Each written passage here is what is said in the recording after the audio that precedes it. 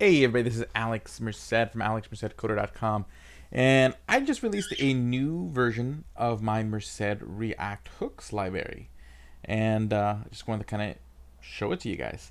Now, if you haven't seen merced-react-hooks before, it's basically one library where I dump like all these possible like custom hooks and custom components that are just generally useful in React. And if you hear a bird in the background, that is my cocktail Wally, who is out and about because I just got back from a trip to Florida where the bird was in the cage the last 4 days, so it's pretty happy to be out.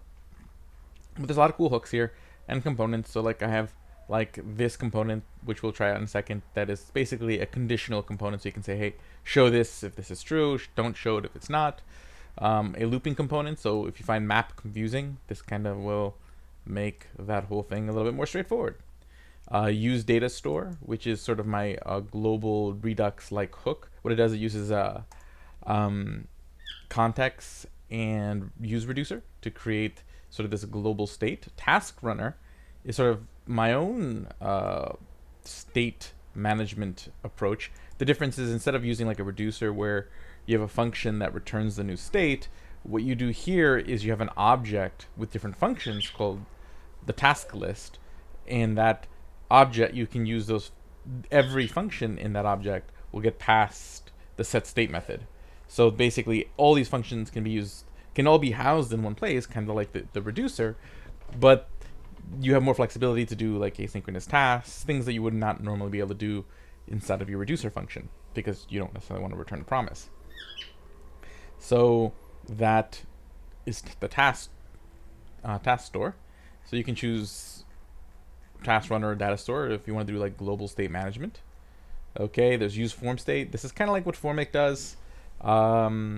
Basically what it does, it just kind of creates the boilerplate for you. So basically returns your handle change function, a function to reset the form, and form data. So it's like Formake without a lot of the bells and whistles. So if you just need a simple way to kind of spin up your controlled form boilerplate, there's use FormState, use LocalStorage, use SessionStorage.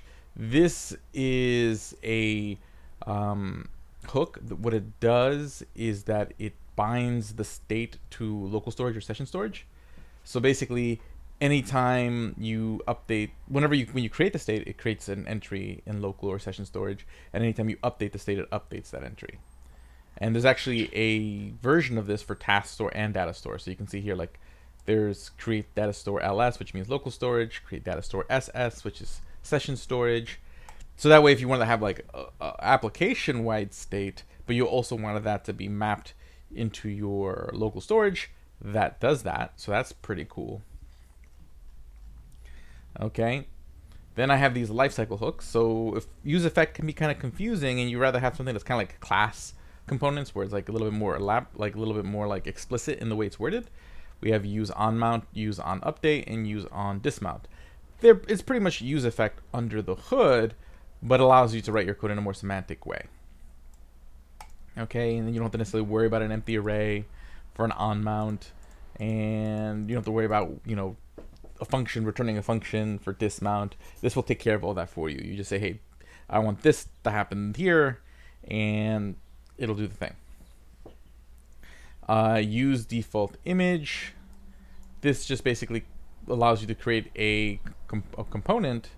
It returns a component that just basically is an image tag with a default image, and then you can just use that component going forward. So that way you don't have to like create that like default image code every single time. Okay, so this just basically makes that easy. Use fetch. This just essentially makes an API call and then updates a state with the data from that API call. Okay, so usually for like a simple get, so that way you can just combine it in one. Cool.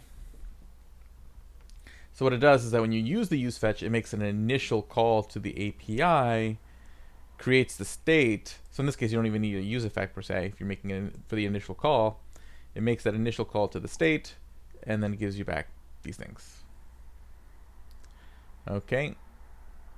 Cool. Use crud. This gives you back, basically if you have a crud API, what it does, it just gives you the methods to do CRUD. So basically it gives you a get blogs, post blogs, put blogs, destroy blogs method right out of the gate that you can use to make those types of requests. All you gotta do is just pass in sort of what you need as the header. So if you have any like tokens or basically just authorization tokens or anything like that you need in the header, it kind of knows how to do all the other basic headers like application. And this is assuming a JSON API. So everything here is assuming application JSON. You could override it. It's all in the documentation. Then there's useMap and useObject. Okay, and this allows you to basically have a state that is an object or a map. But if you've used functional components and you've used an object as your state or a map as your state, you know that every time you update the state, you have to create like a duplicate of it and then modify the duplicate and set the state to the duplicate. It can be a lot of little boilerplate that you end up having to write. So what these do is they simplify that. You can just sit there and say, hey, I have this. You always just pass it an initial starting object. So you say, hey, this object is my map or state object or map. And then instead of updating the whole thing and having to worry about making copies, update one property, you get back this set object key method, and you can just update one key at a time. You say, hey, I want to update this key to this value, and it basically all that boilerplate's already under the hood, so you can just focus more on your logic than having to focus on all this sort of superfluous boilerplate. Okay, but keep in mind it does make shallow copies, not deep copies. useArray, same idea. Basically, it's a hook that basically creates an array creates a state that it's an array, but instead of just passing you a set state function, it passes you this rsetter object or array setter object that has methods like push, pop, and then so instead of having to like pop, make a new copy of the array, then pop, and then set the state, you can just say, hey, I want to pop something off this array. All that's done for you in the hood. It just updates the state, and again allows you to focus on the logic without having to focus on sort of all the boilerplate of a lot of the semantic stuff. So that is merced-react-hooks as it stands currently, constantly adding new stuff to the library. Try it out. It's a lot of fun. My name is Alex Merced from alexmercedcoder.com, constantly doing videos, teaching about all the things. So make sure you subscribe to the YouTube channel. Join the Slack and Discord community at devnursery.com. I'm pretty easy to reach on both. I have Discord and Slack open all day to those channels, so you can reach me at any time there. alexmercedcoder.com is a website if you want to see what my other libraries, if you want to see apps I've built, or just my blog where I have other tutorials on all sorts of topics. So check all that stuff out. Do try out merced-react-hooks. All the details are here in the documentation. And have a great day and enjoy.